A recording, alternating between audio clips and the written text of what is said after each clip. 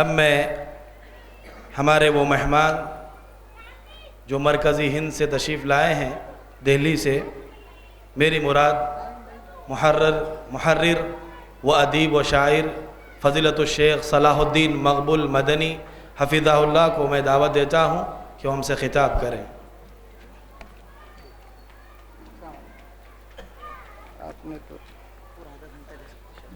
جی بس جی میں تو بہت کم بولنے والا ہوں، آدھا گھنٹہ۔ جی بسم اللہ۔ السلام علیکم ورحمۃ اللہ وبرکاتہ۔ الحمد للہ رب العالمین والصلاة والسلام علی خیر خلقہ محمد وعلی آلہ وصحبہ اجمعین ومن تبعهم بإحسان إلى يوم الدين، أما بعد، فأعوذ بالله من الشيطان الرجيم، وممن خلقنا أمة يهدون بالحق وبه يعدلون، وقال النبي صلى الله عليه وسلم كما رواه البخاري والمسلم عن معاوية بن أبي سفيان رضي الله عنهما قال النبي صلى الله عليه وسلم: لا تزال طائفة من أمتي قائمة بأمر الله لا يضرهم من خذلهم أو خالفهم حتى يأتي أمر الله وهم ظاهرون على الناس۔ حضرات علماء کرام، میں سب سے پہلے اللہ کا شکر ادا کرتا ہوں، پھر آپ حضرات اہل حیدرآباد کو مبارکباد پیش کرتا ہوں۔ میرے ویرانے سے کوسوں دور ہے تیرا وطن، لیکن دل میں محبت کا جذبہ، حق کی پیروی اور مسئلے کے حق کی نشر و اشاعت کا یہ جذبہ، اگر ایک جذبے کو، ایک قدم کو اللہ قبول کر لے تو اس پورے ماحول کی بخشش کے لیے کافی ہے۔ آپ کی آمد کو، آپ کے اس جلسے کو، آپ کی اس بیٹھک کو قبول کر لے تو دنیا کی تمام نیکیاں ایک طرف، آپ کی ایک بیٹھک ایک طرف۔ نبی کریم صلی اللہ علیہ وسلم کی صحیح حدیث ہے: من عاد مریضا او زار اخا له فی اللہ ناداہ مناد ان طبت وطاب ممشاک وتبوأت فی الجنۃ منزلا۔ جس نے کسی بیمار کی تیمارداری کی یا کسی بھائی کی زیارت اور ملاقات کے لیے گیا، جس طرح سے آپ آئے ہیں، بھی اجتماع ہے، ایک ملاقات ہے، تو پکارنے والا فرشتہ پکارتا ہے کہ خوش آمدید، تیرا آنا مبارک ہے، تو نے جنت میں اپنا گھر بنا لیا۔ حضرات، ہم ایک ایسے دین کے پابند ہیں جس سے زیادہ ماڈرن، جس سے زیادہ اپ ٹو ڈیٹ، جس سے زیادہ ایزی اور آسان، جس سے زیادہ امن و آشتی کا پیغامبر دنیا کا اور کوئی مذہب نہیں۔ یہ زبانی بات نہیں ہے۔ آپ ایک ایک چیز پہ اگر غور کریں، ٹائم نہیں ملے گا۔ کتنا ماڈرن ہے، کتنا ماڈرن ہے کہ دنیا کے کونے کونے میں روزانہ بڑے بڑے انجینئر، ڈاکٹر، پروفیسر، سائنٹسٹ روزانہ اسلام میں داخل ہو رہے ہیں۔ کیا یہ ماڈرنٹی کی دلیل نہیں ہے؟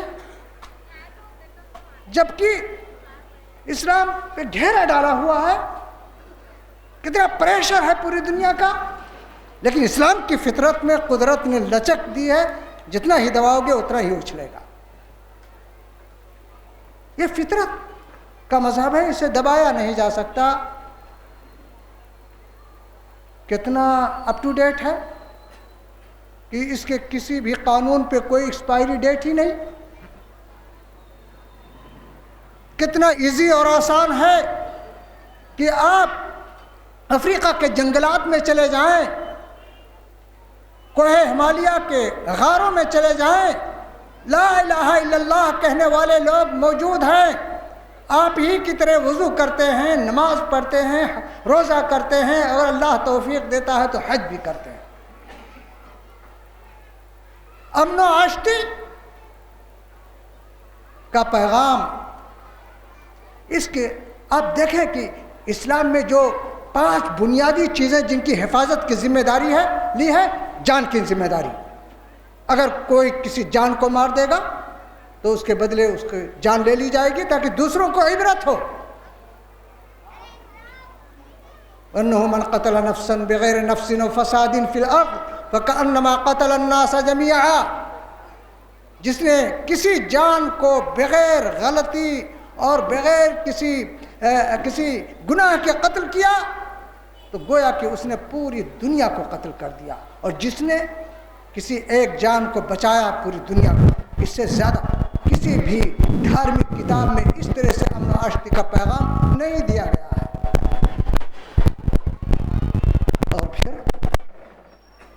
آپ کا جو مسلک ہے اسی سپر اسلام کا بہترین ترجمان ہے۔ آج بہت سے لوگ جو نئے ہمارے نوجوان ہوتے ہیں، کچھ ٹی وی پہ، ٹیلی ویژن پہ، فیس بک پہ اور واٹس ایپ پہ چیزیں دیکھ کر کے، تحقیق دیکھ کر کے، اور ان سے پوچھا جائے کیا ہے آپ، انہوں نے کچھ نہیں پڑھا، میں سلفی ہوں، میں اہل حدیث ہوں۔ حالانکہ انہوں نے سلفیت کو نہیں سمجھا ہے، انہوں نے اہل حدیثیت کو نہیں سمجھا ہے، لیکن سپر اسلام ہے۔ آپ نے کسی کو سنا ہے اس وقت کہ کوئی اسلام لائے، اسلام میں داخل ہو اور وہ کہے میں فلاں تقلیدی مذہب کے مطابق ایمان لایا ہوں؟ نہیں۔ کیوں؟ اس لیے کہ جو پڑھے لکھے لوگ اسلام لاتے ہیں، تو خود ہمارے پاس ایک آفس میں آیا امریکی فوجی، اس نے کہا I want to know about pre-controversial period of Islam، مجھے وہ اسلام بتاؤ جو اختلاف سے پہلے تھا، مجھے وہ اسلام بتاؤ، ہمارے یہاں بھی بہت اختلاف ہے، 4 مذہب ہمارے یہاں بھی ہیں، تو وہ نہیں، اختلاف سے پہلے کون سا اسلام تھا؟ اختلاف سے پہلے والا اسلام اگر ہے تو وہ آپ کے پاس ہے، وہ اللہ کی کتاب میں ہے، وہ بخاری، مسلم، ابو داؤد، ترمذی، نسائی، ابن ماجہ میں ہے، اور اب ہماری ذمہ داری ہے کہ ہم اسلام کو لوگوں کو بتائیں، پہنچائیں۔ اٹھ کے اب بزم جہاں کا اور ہی انداز ہے، مشرق و مغرب میں تیرے دور کا آغاز ہے۔ آپ اپنی ذمہ داریوں کو سمجھیں۔ اللہ تعالیٰ نے جو قرآن میں فرمایا، میں نے وہ آیات قرأت، وَمِمَّنْ خَلَقْنَا أُمَّةً يَهْدُونَ بِالْحَقِّ، ہماری مخلوق میں ایک ایسی جماعت ہے جو حق کے مطابق، حق کے موافق لوگوں کی رہنمائی کرے گی اور اسی کے مطابق فیصلے کرے گی۔ نبی کریم صلی اللہ علیہ وسلم نے حدیث میں فرمایا کہ ہمیشہ ایک جماعت ایسی ہوگی جو اللہ کے حکم کی پابند ہوگی، اللہ کے احکام کی پابندی کرے گی، اور کوئی رسوا کرنے والا یا کوئی ذلیل کرنے والا اس کو کوئی تکلیف نہیں پہنچا سکے گا۔ ہمارے بھائی مولانا عبدالرحیم خرم جامعی وفقہ اللہ بھی کہہ رہے تھے، میں کہہ رہا ہوں کہ انشاءاللہ اگر آپ کتاب و سنت پہ قائم رہیں گے تو کوئی رسوا کرنے والا آپ کو رسوا نہیں کر سکتا۔ نبی کریم صلی اللہ علیہ وسلم فرمایا لا یضرهم من خذلهم او خالفهم، وہ رسوا کرنے والا کوئی آپ کو رسوا نہیں کر سکتا، اس کی کوئی تکلیف نہیں پہنچا سکتا۔ وہ کون لوگ ہو سکتے ہیں؟ نبی کریم صلی اللہ علیہ وسلم نے دوسری حدیث میں بیان کر دیا، اختصار ما انا علیہ و صحابی۔ وہ جماعت کون سی ہوگی؟ اس جماعت کا مانڈیٹ، اس جماعت کا فرمان، اس جماعت کا مینیفیسٹو کیا ہوگا؟ ما انا علیہ و صحابی، جس پر میں ہوں، یعنی نبی کریم صلی اللہ علیہ وسلم فرما رہے ہیں، اور میرے اصحاب ہیں۔ حضرات، اللہ کا شکر ادا کیجئے کہ آپ ایک ایسے مسلک کے پابند ہیں جو مسلک اسلام کا سب سے بہتر ترجمان ہے. اس میں توحید کی دعوت. آپ دیکھیں توحید، آج کوئی توحید کا مسئلہ ہی نہیں چھیڑ رہا ہے. کوئی اکانومی کے بارے میں بات کر رہا ہے، کوئی خروج کے بارے میں بات کر رہا ہے، کوئی کہیں پہ. لیکن توحید اللہ کی توحید کے بغیر اسلام، جس طرح سے انسان کا وضو ٹوٹ جاتا ہے، ویسے اگر توحید یا شرک انسان کر لے اور توحید کو سمجھائے تو اس کا اسلام بھی ٹوٹ جائے گا، اس کا ایمان بھی ٹوٹ جائے گا. اس لیے توحید کو سمجھنا بے حد ضروری ہے.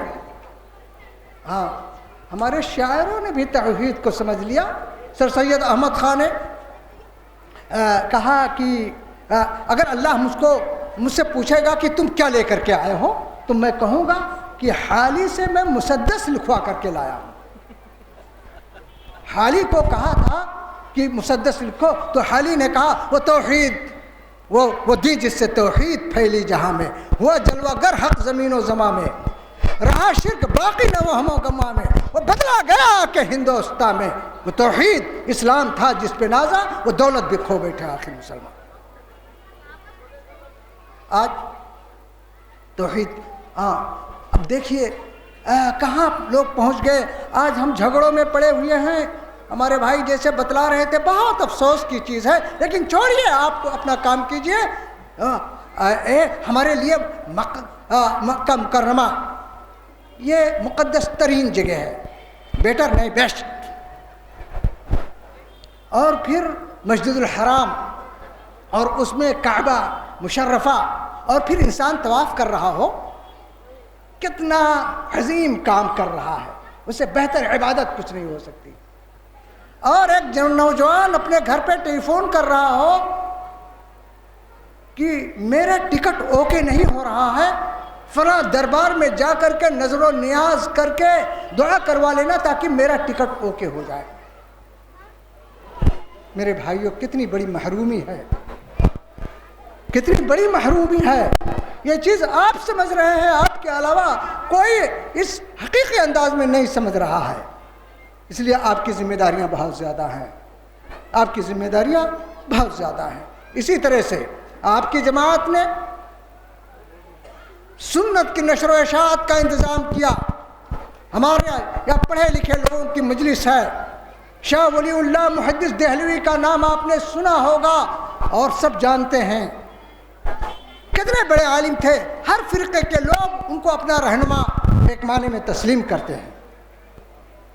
انہوں نے سنت کا حال اور حدیث کی کتابوں کے پڑھنے کا حال یہ ہو گیا تھا کہ وہ ایسے بڑے عالم صرف مشکات پڑھے ہوئے تھے اور بخاری کی کتاب العلم تک تعلیم تھی. لیکن جب حج کے لیے گئے ہیں، وہاں پر صحاح ستہ پڑھی ہے، تب آ کر کے ان کے دل کی دنیا بدلی ہے. پھر ہمارے علماء نے بخاری، مسلم، ابو داؤد، ترمذی، نسائی، ابن ماجہ کو درسن پڑھانا شروع کیا. میاں سید نذیر حسین محدث دہلوی رحمۃ اللہ علیہ جب پڑھانا شروع کیا اور لوگ یہ بات مشہور ہو گئی کہ ایک آدمی دلی میں حدیث پڑھاتا ہے، بخاری پڑھاتا ہے اور اس پہ عمل بھی کرتا ہے. یہ اتنی بڑے عجوبے کی بات تھی جو لوگوں کے ذہن ہی میں نہیں آ رہی تھی کہ انسان بخاری پڑھا اس پہ عمل کرے. ارے عمل کرنے کے لیے تو فقہ کی کتابیں ہیں. اسی لیے اللہ تعالیٰ نے جن کو ہدایت دی، پورے ہندوستان سے جن کو اللہ نے ہدایت دی، وہ سمٹ کر کے گئے اور پھر اپنے شہروں کو، اپنے علاقوں میں لوٹے اور توحید و سنت کی روشنی پہ. پھر دوسرے ماحول میں اعتراض ہونے لگا کہ بھائی فلاں جگہ تو درسن پڑھاتے ہیں اور کئی سال میں بخاری، مسلم، ابو داؤد، ترمذی، نسائی، ابن ماجہ پڑھاتے ہیں، تو ہمارے مدرسوں میں کیوں نہیں پڑھایا جاتا؟ تو کیا کیا؟ ایک ہی سال میں 5 اور 6 کتابوں کا دورہ کرا دیا. ہم ہی جو نہ ہوں گے تو کیا رنگ محفل، کسے دیکھ کے آپ شرمائیے گا. یہ ہے تو کتاب یہ حدیث کی کتابیں عمل کے لیے نہیں تھی۔ رامپور میں موطا امام مالک کا ایک نسخہ تھا۔ موطا امام مالک وہ کتاب ہے جس کی بلاغیات کے علاوہ تمام حدیثیں بخاری و مسلم میں موجود ہیں، کیونکہ امام مالک رحمۃ اللہ علیہ امام شافعی کے بھی شاگرد تھے، اور امام شافعی کے شاگردوں میں امام بخاری رحمۃ اللہ علیہ بھی۔ بہرحال تو وہ نسخہ ایک حکیم صاحب کے پاس تھا پڑھنے کے لیے نہیں۔ جب عورت کو ولادت کے وقت، زچگی کے وقت پریشانی ہوتی تھی، تکلیف ہوتی تھی، تو اس کے سر پہ رکھتے تھے کہ تاکہ بچہ آسانی سے پیدا ہو جائے۔ یہ سنت کا حال تھا۔ اللہ کا شکر ادا کیجئے کہ اللہ تعالیٰ نے قریبی اور دور دراز کے علاقوں میں توحید و سنت کی آواز پہنچائی۔ ہمارے بزرگوں نے پورے ملک، پورے بر صغیر میں ایک اہم کام کیا، وہ مدرسوں کا قیام، مدارس قائم کیے، مساجد قائم کیے، کیونکہ جب انہوں نے توحید و سنت کی بات سمجھ لی اور اپنے اپنے ملکوں میں لوٹے، اپنے اپنے دیہاتوں میں، اپنے اپنے شہروں میں لوٹے، تو وہاں پر مسجدیں ان کے لیے تنگ کر دی گئی، مسجدوں میں داخلہ ممنوع ہو گیا، ان کے خلاف مقدمات قائم کیے گئے۔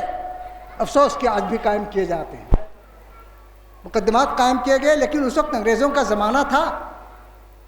آمین پہ مقدمہ قائم ہوا، رفع الیدین پہ، کہ ان کو کیوں نہیں، کیونکہ یہ اماموں کی عزت نہیں کرتے۔ نہیں، ہم پوجتے نہیں ہیں، مگر ہم سے پوچھئے، ہم بھی ہیں قدر کرتے بزرگان دین کی۔ آمین اور رفع الیدین پیش کیا جا رہا ہے کہ آمین کو فلاں صحابی نے کہا، فلاں صحابی نے کہا، فلاں صحابی نے کہا، متواتر حدیث ہے امام، اور حضرت عمر رضی اللہ عنہ نے کہا، وہ بھی کہتے تھے۔ انگریز نے کہا، عمر کہتے تھے، عمر کا انصاف مشہور تھا، عمر بھی آمین کہتے تھے۔ اگر عمر آمین کہتے تھے تو فیصلہ میں تمہارے حق میں دیتا ہوں کہ وہ غلط نہیں ہو سکتا۔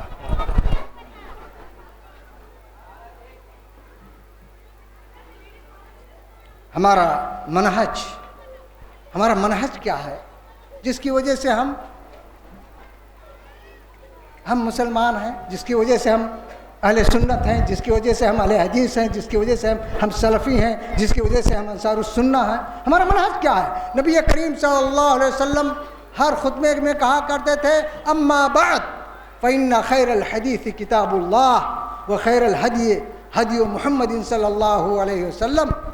آپ ہر خطبے میں یہ نہیں فرمایا کرتے تھے کہ روزہ رکھو، نماز پڑھو، حج کرو، زکوٰۃ دو، جھوٹ نہ بولو، سچ بولو، لیکن ہر خطبے میں جو صحیح ثابت ہے کہا کرتے تھے کہ بہترین کتاب اللہ کی کتاب، بہترین رہنمائی نبی کریم صلی اللہ علیہ وسلم کی رہنمائی، وشر الامور محدثاتها، بدترین چیزیں نئی چیزیں، اور ہر نئی چیز بدعت، وکل محدثۃ بدعہ، ہر نئی چیز بدعت، وکل بدعۃ ضلالہ، ہر بدعت گمراہی، وکل ضلالۃ فی النار، اور ہر گمراہی جہنم میں لے جانے والی چیز ہے۔ یہ ہمارا منہج ہے، اور اللہ کی کتاب اور نبی کریم صلی اللہ علیہ وسلم کی سنت۔ اب لیکن کیا کوئی اسلامی فرقہ یہ کہہ سکتا ہے کہ میں اللہ کی کتاب کو نہیں مانتا، نبی کریم صلی اللہ علیہ وسلم کی سنت کو نہیں مانتا؟ سب لوگوں کا دعویٰ ہے، اس میں کوئی شک نہیں، سب لوگ کہتے ہیں اللہ کی کتاب اور نبی کریم صلی اللہ علیہ وسلم کی سنت، لیکن اپنی سمجھ سے نہیں۔ یہ کتاب نبی کریم صلی اللہ علیہ وسلم پہ نازل ہوئی، یہ سنت نبی کریم صلی اللہ علیہ وسلم کی سنت اور سیرت ہے، لہٰذا نبی کریم صلی اللہ علیہ وسلم نے اسے کیسے سمجھا ہے اور اپنے صحابہ کو کیسے سمجھایا ہے ویسا سمجھو، ورنہ اگر صرف قرآن پڑھ لیا اور سنت اور اس کو ویسا سمجھنے کی کوشش نہیں کی جیسے نبی کریم صلی اللہ علیہ وسلم نے سمجھایا ہے، تو کیا ہوگا؟ یہی فرقے پیدا ہوں گے، خارجی پیدا ہوں گے، روافظ پیدا ہوں گے، معتزلی پیدا ہوں گے، قدریہ پیدا ہوں گے، جہمیہ پیدا ہوں گے۔ کیوں؟ اس لیے کہ انہوں نے قرآن کو ایسا نہیں سمجھا جیسے نبی کریم صلی اللہ علیہ وسلم نے سمجھایا۔ تفسیر کی کتابوں میں موجود ہے، حدیث کو انہوں نے حدیث کی روشنی میں سمجھنے کی کوشش نہیں کی، بلکہ حدیثوں کا انکار کر دیا. نبی کریم صلی اللہ علیہ وسلم کو ایک ایلچی کی طرح مانا کا نہیں. قرآن لے آئے، بس ہم کو قرآن چاہیے، قرآن میں سب کچھ ہے اور حدیث کی ہمیں ضرورت نہیں. کیونکہ حدیث کی وجہ سے اسلام بہت لمبا ہو گیا ہے. ادھر تو مسلمان بھی رہنا چاہتے ہیں اور ادھر اسلام کی لمبائی حدیثوں کی وجہ سے اس سے مربوط کر رہے ہیں. بہرحال یہ قرآن و حدیث کو ہمیں سمجھنا پڑے گا سلف صالحین کے اقوال کی روشنی میں، جیسے صحابہ کرام نے سمجھا. مثلا خارجیت کی بات آتی ہے. خوارج تھوڑی سی چیز میں حاکموں پہ تبصرے، کافر کہہ دینا اور قرآن کو نہ سمجھ کر. کیوں ہوا تھا؟ یہ عربی لوگ تھے، بدوی لوگ تھے. قرآن پڑھا لیکن اس کو سنت کی روشنی میں سمجھا نہیں اور اس کو فوراً لا کر کے فٹ کر دیا کسی مسئلے پر. اگر کوئی بھائی اپنے بھائی کو کہا ہے من قال لاخیہ یا کافر فقد باء بہ احدہما، جس نے اپنے کسی بھائی کو کہا ہے کافر، تو یہ تیر کی طرح ہے. یہ کلمہ بیکار نہیں جا سکتا. اگر وہ سامنے والا کافر ہے، اگر وہ خارجی ہے تو واقعی وہ ہے، اور اگر نہیں ہے تو لوٹ کر کے کہنے والے پہ جائے گا. توبہ کر لیں کسی پہ کفر کا فتویٰ لگانے سے. شیخ الاسلام ابن تیمیہ رحمۃ اللہ علیہ کو بہت سے اس وقت کے اہل بدعت اور صوفیہ کافر کہتے تھے، لیکن کہتے تھے کہ یہ لوگ مجھ کو کافر کہتے ہیں کیونکہ یہ جاہل ہیں، لیکن میں ان کو ایسے کافر نہیں کہہ سکتا کیونکہ میں جانتا ہوں کہ کفر کسی کو تکفیر کہنا، کیونکہ تکفیر جو ہے کسی کو کافر کہنا حق اللہ و رسولہ، یا اللہ اس کے رسول کا حق ہے. جسے اللہ کافر کہے وہ کافر، جسے رسول کافر کہے وہ کافر. ہماری آپ کی کوئی پوزیشن نہیں کہ ہم کسی کو کی تکفیر کریں، کسی کو خارجی کہیں، کسی کو اور اتہام لگا کر کے اپنے آپ کو سپر بنانے کی کوشش کریں. یہ ہمارے اسلاف کا طریقہ رہا ہے حضرات. ایک چیز یہ. دوسری، کتاب و سنت کی موجودگی میں کسی کو کوئی حق نہیں کہ وہ اپنی بات کو کتاب و سنت پہ مقدم کرے، خواہ وہ خلفائے راشدین ہی کیوں نہ ہوں. بہرحال اسی کتاب و سنت پہ عمل کی وجہ سے تمام جماعتیں مسلک حق کے علم برداروں سے ناراض ہیں. جب کہا کتاب و سنت تو تقلید کرنے والے لوگ ناراض ہو گئے. جب کہا کہ یہ شرک بدعت تو بدعت کرنے والے لوگ ناراض ہو گئے. جب کہا حدیث پہ عمل کرو تو حدیث کے منکر ناراض ہو گئے. اور ان تمام لوگوں کی ناراضگیوں کو اہل حدیث، اہل سنت، سلفی اور انصار السنہ جھیل رہے ہیں اور اس راستے میں جھیلتے رہیں گے انشاءاللہ. اور وہ فریب خوردہ شاہی جو پلا ہو کر گسوں میں، اسے کیا خبر کہ کیا ہے رہو رسم شہبازی. حضرات، وقت کی کمی ہے اور وقت پہ جلسے کو ذمہ داروں کو ختم کرنا ہے.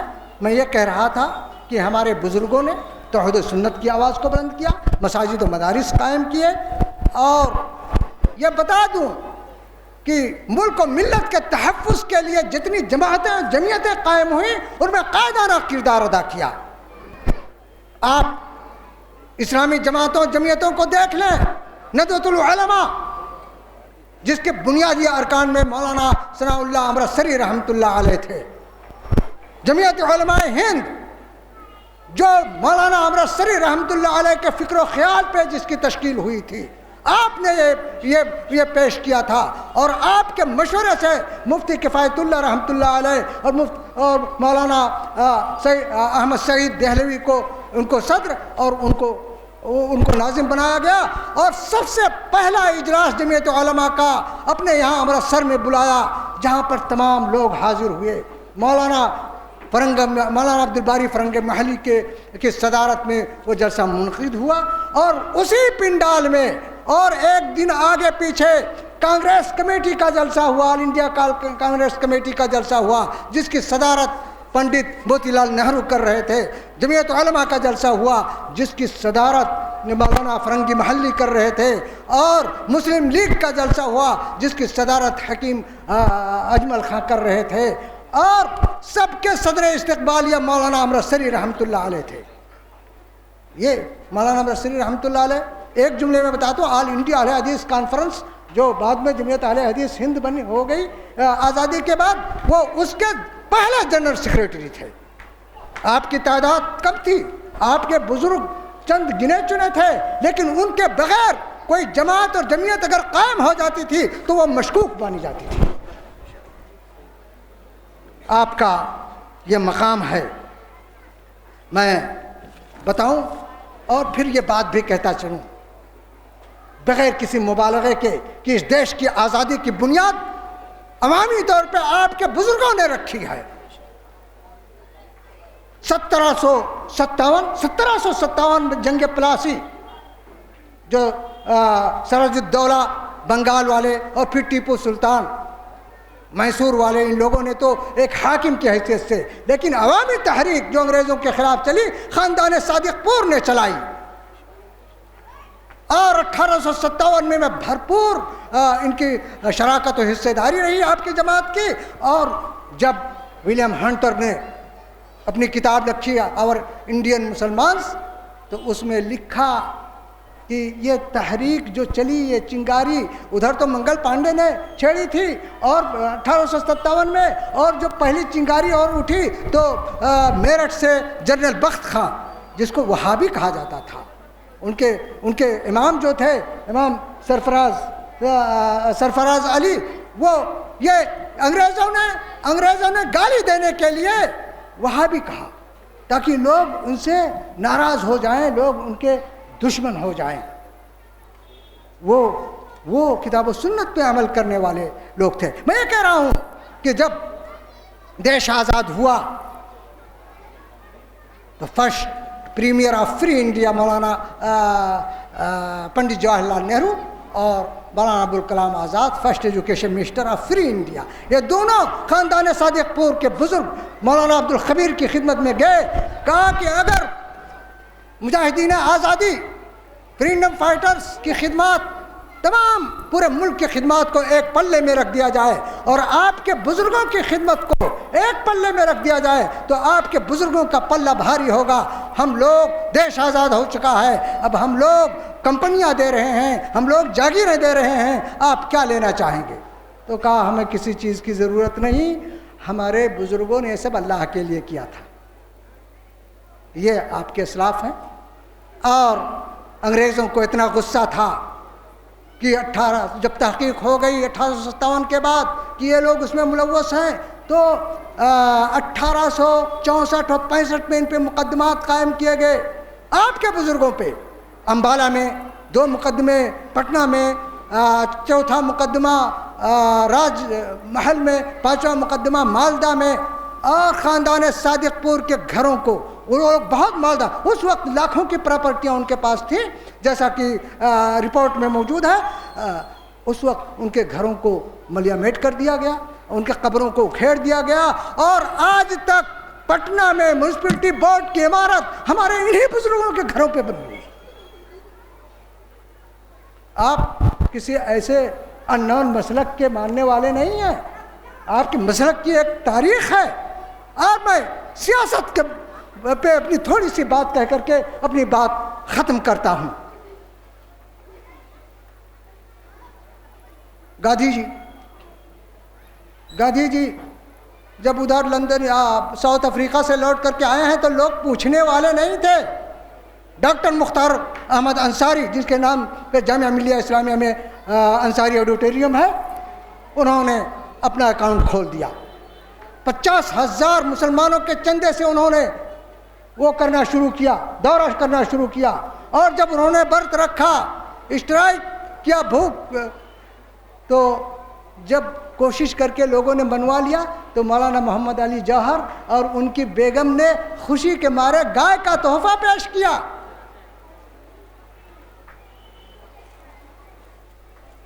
मौलाना अबुल कलाम आज़ाद, रवादारियाँ कितनी थी, مولانا ابوالکلام آزاد نے اپنی کتاب انڈیا وینس فریڈم لکھی تو اس کو کس کے نام اس کا ڈیڈیکیشن انتخاب کیا؟ کون بتائے گا؟ Jawahar Lal, to Jawahar Lal friend and comrade. اور ان کی کتاب ڈسکوری آف انڈیا پڑھیے پنڈت جواہر لال نہرو کی، اس کے پریفیس اور مقدمے میں لکھا ہے کہ مولانا ابوالکلام آزاد کی معلومات نے ہمیں روشنی میں لا کر کے کھڑا کر دیا. وہ یہ کیوں لکھا اس کو؟ کیونکہ بہت سے لوگ یہ کہتے تھے کہ یہ پنڈت جی کی لکھی ہوئی کتاب نہیں ہے، ایسی معلومات یہ مولانا ابوالکلام آزاد ہی دے سکتے تھے. میرے بھائیوں،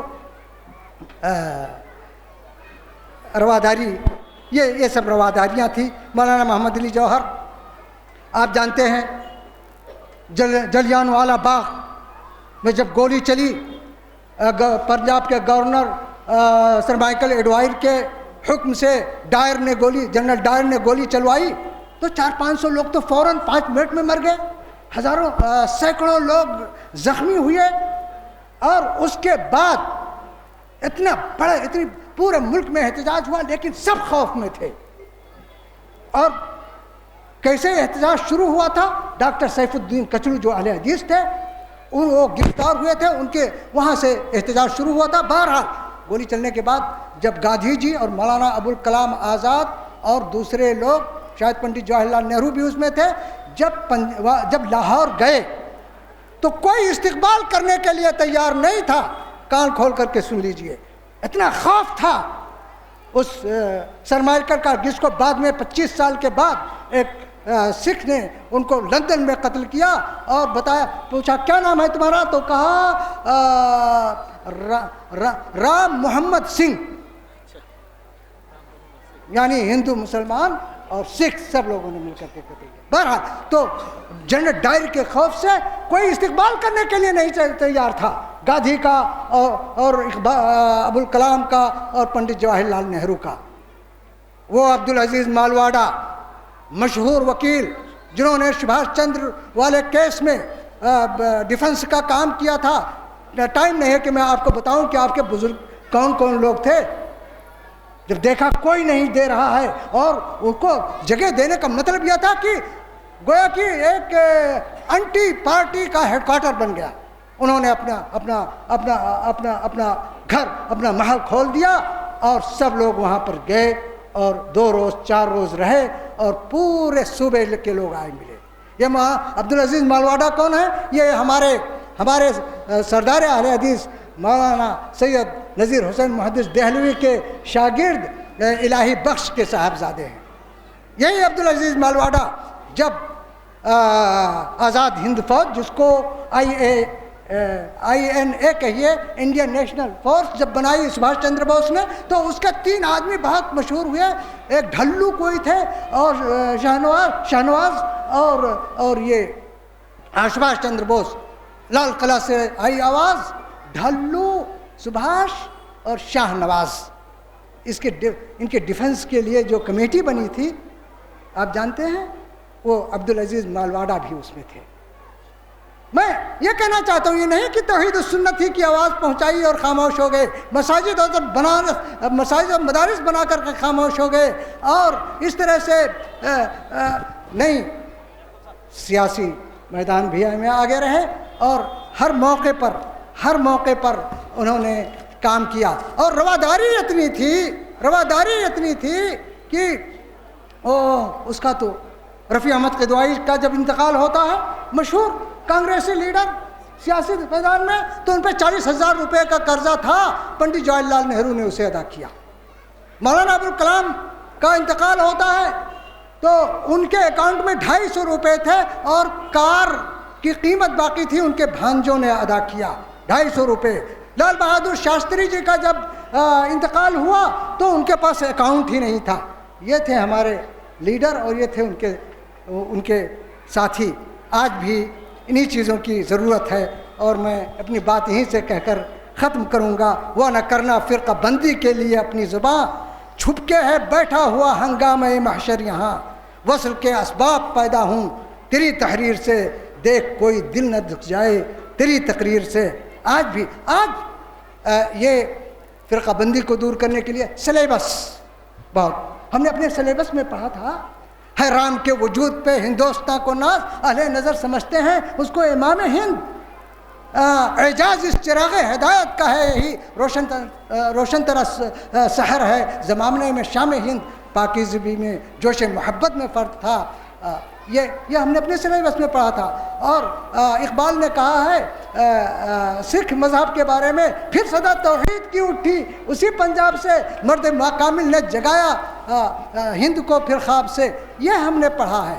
اور آج بھی انہی ایسے ہی سلیبس کی ضرورت ہے، کیوں ہم مسلمان ہیں، ہمارا پڑوسی غیر مسلم ہے، سب کے ساتھ اچھا برتاؤ کرنا ہے، آپ کو دعوت دینے کا مکمل حق ہے، اور اخلاق کو بیچنے کا یا ظلم زبردستی کرنے کا یا دہشت گردی کا میں یہ اعلان کر دینا چاہتا ہوں اس اسٹیج سے کہ کوئی جوان، نوجوان، بڈھا اگر اس کے دل میں کتاب و سنت کے اصولوں کے خلاف دہشت گردی کا ایک ذرہ بھی اس کے جذبے میں ہے تو وہ ہمارے جماعت کا فرد نہیں ہو سکتا، کیونکہ اسلام یہ امن و آشتی کا پیغام ہے۔